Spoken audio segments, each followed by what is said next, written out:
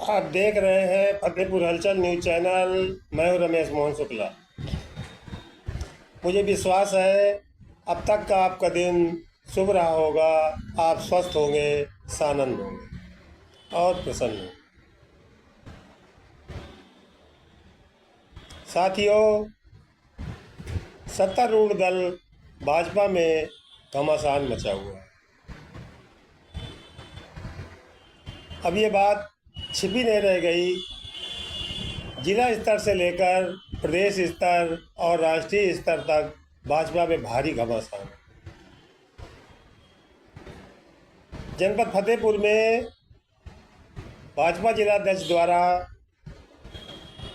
Press conference करके पूर्व सांसद और केंद्रीय राज्य मंत्री निरंजन ज्योति, पूर्व जिलाध्यक्ष और क्षेत्रीय मंत्री सहित प्रदेश के मंत्री और जांच समिति के अध्यक्ष पर लगाए गए आरोपों से खलबली मच गई। ये खलबली केवल जनपद स्तर पर ही नहीं बल्कि प्रदेश स्तर पर भी देखी जा रही है। पहले से ही प्रदेश अध्यक्ष के चुनाव को लेकर प्रदेश भाजपा में मची हलचल को फतेहपुर की हलचल ने और गति दे दी। इसमें कहने में कोई संकोच नहीं। प्रदेश भाजपा के शीर्षस्थ सूत्रों से मिल रही जानकारी के अनुसार भाजपा जिलाध्यक्ष मुखलाल के पूर्व केंद्रीय राज्य मंत्री निरंजन ज्योति और पूर्व जिलाध्यक्ष के ऊपर लगाए गए भ्रष्टाचार के आरोपों पर प्रदेश भाजपा भी दो गुटों में बटी दिखाई पड़ गई।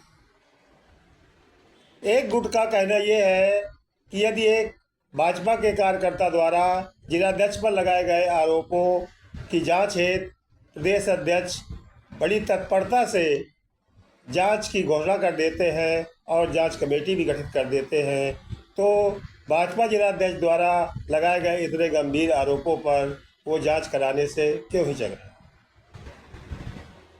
दूसरी तरफ जो संकेत मिल रहे हैं प्रदेश भाजपा अध्यक्ष के सूत्रों की तरफ से वो ये है कि संभवतः अपनी लाज बचाने के लिए अब भाजपा के प्रदेश अध्यक्ष और पूरी भाजपा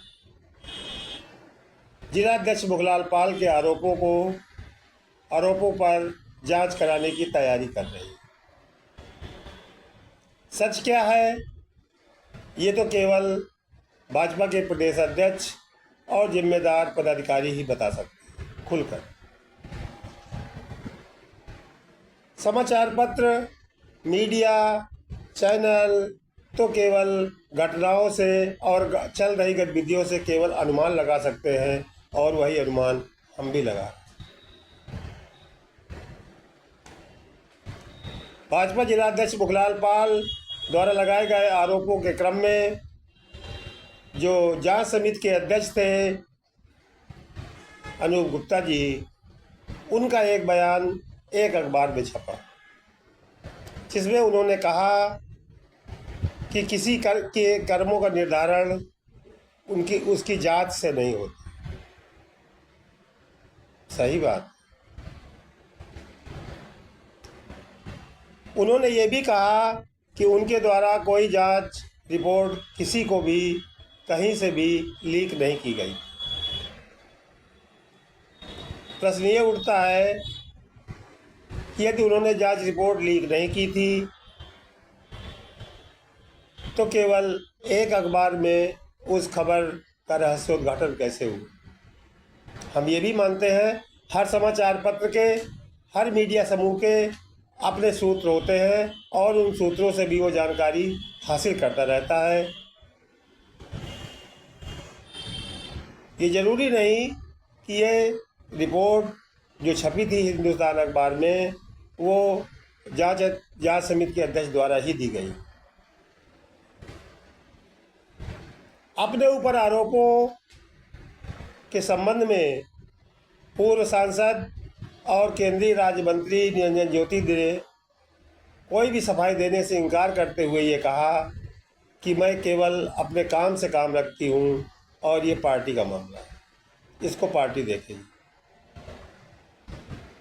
जबकि पूर्व जिलाध्यक्ष आशीष मिश्रा ने कहा कि वे वर्तमान जिलाध्यक्ष श्री मुखलाल पाल का सम्मान करते हैं और उन्होंने किसके इशारे पर ये आरोप लगाए हैं उनको खुद नहीं पता। भाजपा में अफरा तफरी मची है। एक तरफ प्रदेश अध्यक्ष के चुनाव को लेकर, दूसरी तरफ राष्ट्रीय अध्यक्ष के चुनाव को लेकर, और जो तीसरा सबसे महत्वपूर्ण बिंदु है कि 75 साल की आयु पूरी करने के बाद सितंबर 2025 के बाद इस देश का प्रधानमंत्री कौन होगा, या 75 साल में रिटायर कर दिए जाने संबंधी बनाए गए अलिखित भाजपा के नियम को तोड़ा जाए।